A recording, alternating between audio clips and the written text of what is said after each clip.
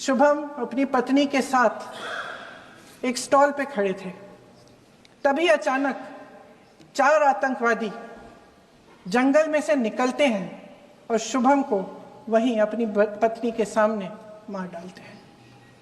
उसके बाद वे वहां से पूरे वैली में 1 घंटे के लिए लोगों को चुन चुन कर मारते हैं। किसी के पति को अपनी पत्नी के आंखों के सामने, किसी के पिता को अपने बेटे के सामने, चुन चुन कर 26 लोगों को मार डालते हैं। शुभम की पत्नी घबराकर वहां से भागने की कोशिश करती है, अपनी जान बचाने के लिए जंगल की तरफ दौड़ती है। वहां पता चलता है कि तमाम लोग जंगल की तरफ दौड़े हैं और अपनी जान बचाने की कोशिश कर रहे हैं। कोई अपने बेटे का हाथ पकड़ के पहाड़ों पर घसीटता हुआ जा रहा है, कोई कश्मीरी घोड़े वालों और गाइडों की मदद लेते हुए चले जा रहा है। कोई रास्ता नहीं है, कोई तरीका नहीं है, लेकिन किसी न किसी तरह से शुभम की पत्नी के शब्दों में किसी ऐसी शक्ति ने हमको बचा कर रखा कि हमें किसी न किसी तरह से हम अकेले नीचे पहुंचे। और मैं उनके लफ्ज पढ़ना चाहती हूं, क्योंकि उन्होंने कहा कि इस पूरे समय जब 1 घंटे के लिए चुन चुन कर भारतीय नागरिकों को मारा जा रहा था, इस पूरे समय उसे एक सुरक्षाकर्मी नहीं दिखा, एक सैनिक नहीं दिखा।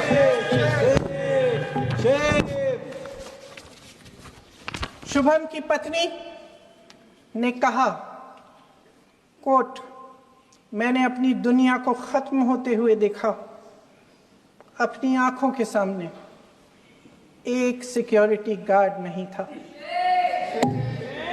मैं ये कह सकती हूं कि देश ने, सरकार ने हमें वहां पे अनाथ छोड़ दिया था। सिक्योरिटी क्यों नहीं थी वहां पे एक सैनिक क्यों नहीं दिखा? क्या सरकार को मालूम नहीं था कि यहां रोज 1000 से 1500 पर्यटक जाते हैं? क्या सरकार को मालूम नहीं था कि यहाँ के को पहुंचने के लिए जंगल के रास्ते से जाना पड़ता है? अगर कुछ हो जाएगा तो लोग वहां से निकल नहीं पाएंगे। एक चिकित्सा का इंतजाम नहीं था, फर्स्ट एड का इंतजाम नहीं था, कोई इंतजाम नहीं था, ना सुरक्षा का ना फर्स्ट एड का। इन लोगों को भगवान भरोसे छोड़ दिया गया। ये लोग वहां पे इस सरकार के भरोसे गए और इस सरकार ने उन्हें भगवान भरोसे छोड़ दिया।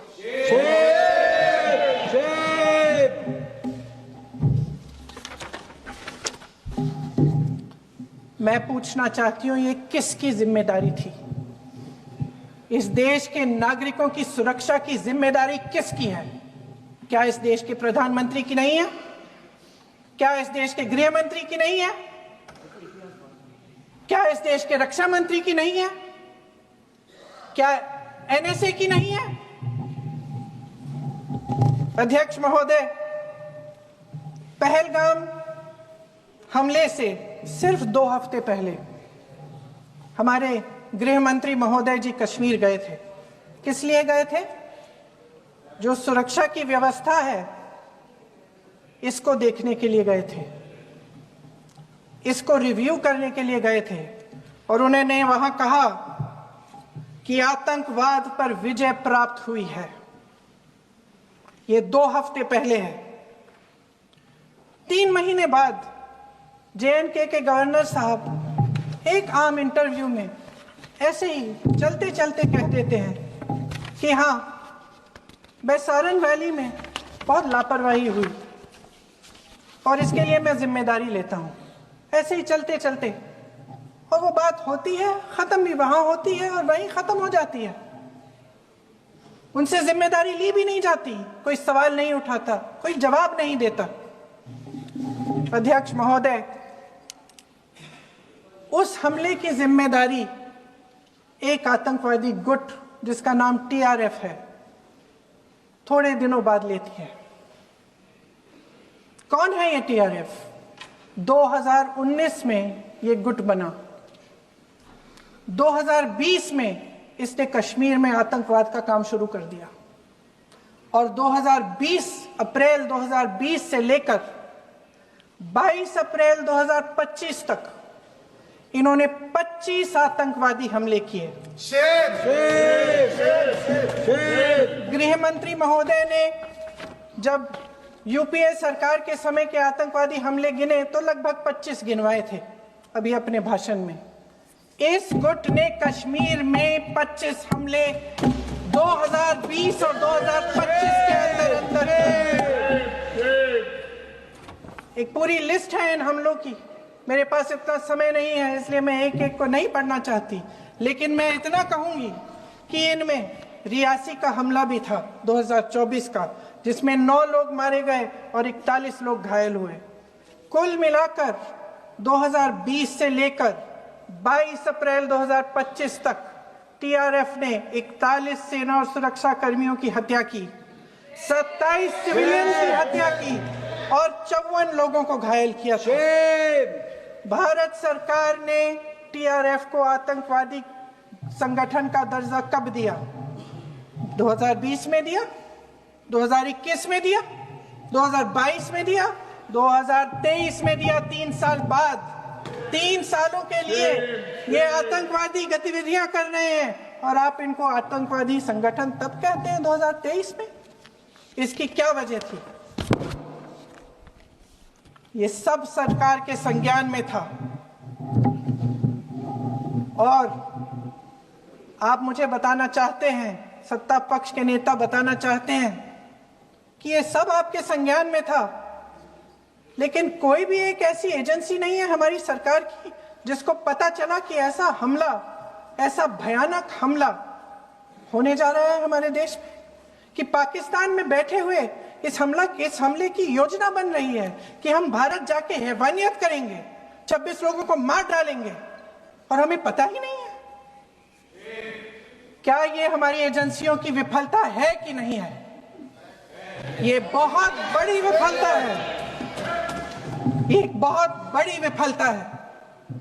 जानते थे कि ये गुट है, जानते थे कि 5 सालों से ये आतंकवादी हमले कर रहा है, अध्यापकों को मारा, आर्मी के बड़े बड़े अफसरों को मारा, आम जनता को मार डाला, पुलिस वालों को मार डाला, और आप इन पे निगरानी नहीं रख रहे थे।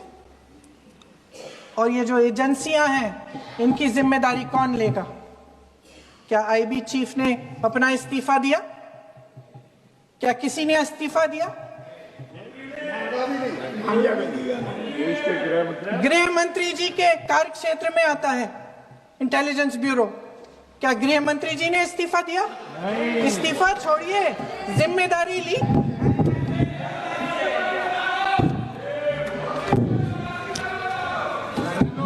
साहब देखिए, इतिहास की बात आप करिए, मैं वर्तमान की बात करना चाहती हूँ। आपको तो एक बहाना चाहिए, आपको तो एक बहाना चाहिए। पूरे परिवार का नाम गिनवा देते हैं। अरे अपनी जिम्मेदारी खुद लीजिए। 11 सालों के लिए तो सत्ता में आप हैं। नेहरू को छोड़ नहीं रहा। कल माननीय गौरव गोगोई जी ने अपने भाषण में पूछा गृह मंत्री जी से, क्या आपकी जिम्मेदारी नहीं थी? मैं देख रही थी। राजनाथ जी, रक्षा मंत्री जी यूं अपना सर हिला रहे थे, कुछ बोले नहीं। अंदर से महसूस हुआ होगा कि यहाँ कुछ जिम्मेदारी थी, लेकिन माननीय गृह मंत्री महोदय जी हंस रहे थे, वे हंस रहे थे।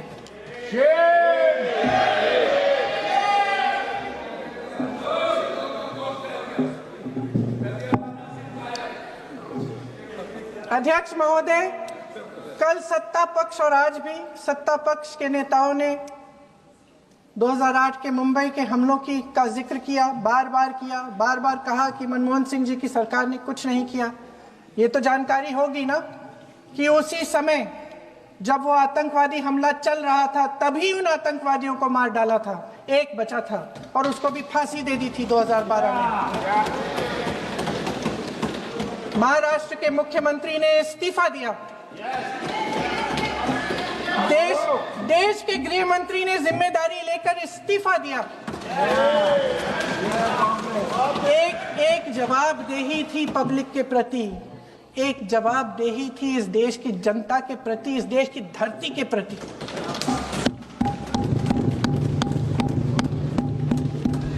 राजनाथ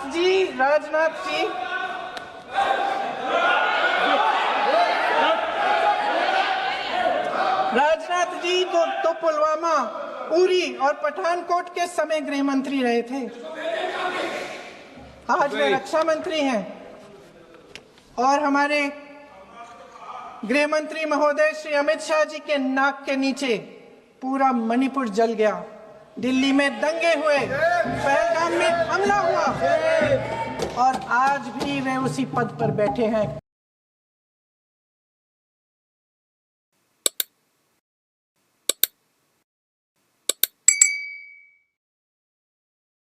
होम मिनिस्टर बोल रहे थे ना सर आज कि मानिक शाह जी ने बोला that Bhutto made a monkey out of Indira Gandhi. पूरा देश बोल रहा है, पूरा विश्व बोल रहा है that Trump made a joker of Narendra Modi. ये बात है। That's a fact. Fact is the fact. Bengali, and like we all know that Vande Mataram is a war cry that originated from Bengal. Our forefathers have shed blood for this country, and we continue to sacrifice our lives for the unity and the sovereignty of this great nation. Sir, বাইশে যে আয় তো क्या हुआ, आ गए तो आ गए। Sir এরকম ভাবে হয় না, যেখানে হাজার হাজার টুরিস্ট পৌঁছতে পারলো সেখানে सर हम बोलेंगे कि आपने घर में घुस के मारा तो आप बोलेंगे देश प्रेमी। हम पूछेंगे कि आतंकवादी कहां से आए तो आप बोलेंगे देशद्रोही। हम बोलेंगे वाह मोदी जी वाह तो आप बोलेंगे देश प्रेमी। हम बोलेंगे नरेंद्र मोदी जवाब दो तो आप बोलेंगे देशद्रोही। ऐसा नहीं होता सर, ऐसा नहीं होता। सही है सर, आपके और हमारे बोलने से कुछ जाता भी नहीं आता भी नहीं। No place for intelligence failure and security labs in this country. কিন্তু আপনারা সেটা করেননি। Shame, shame. আজ কালকে আপনারা বললেন যে জয় পান্ডা বল रहे थे কে আমরা সেটা যেন তেন প্রকারেণ নিয়ে ছাড়বো। আমি জানতে চাই যে এত একটা সুবর্ণ সুযোগ থাকার পরেও আমরা কেন এটা হাতছাড়া করলাম। आपने ईंट का जवाब ईंट से दिया, देश चाहता था कि आप ईंट का जवाब पत्थर से दें।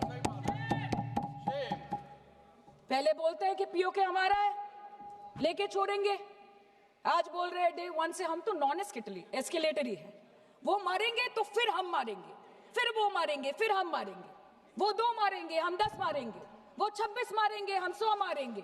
उरी होगा, बालाकोट होगा, पुलवामा होगा, उसके बाद और कोई अटैक होगा, फिर पहलगांव होगा, फिर ऑपरेशन सिंदूर होगा। सिलसिला चलता रहेगा, जान जाती रहेगी। राजनाथ जी कल बोल रहे थे सर के युद्ध उन्हीं के साथ होता है जो आपके बराबर हो। इसमें बराबरी की कोई बात नहीं है। श्री राम और रावण क्या बराबर के थे क्या? नहीं थे ना। धर्म पे अधर्म की बात होती है, न्याय पे अन्याय की बात होती है। ऐसे नहीं होता सर। वो कल बोल रहे थे कि आप छोटी छोटी चीजों को नजरअंदाज कीजिए, रिजल्ट क्या है वो देखिए।